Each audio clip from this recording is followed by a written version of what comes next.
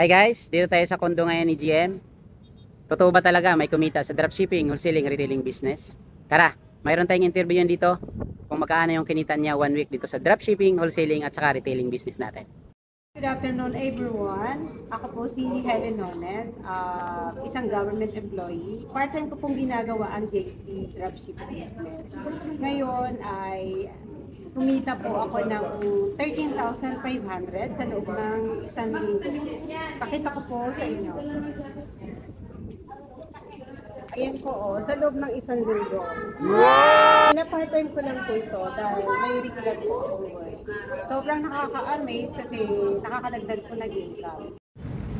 Yan, gusto mo ba maging part ng aming team? Pwede mo ito gawing full-time, pwede mo din gawing part-time. Gamit ng social media mo, kahit saan ka, pwede mo siyang gawin.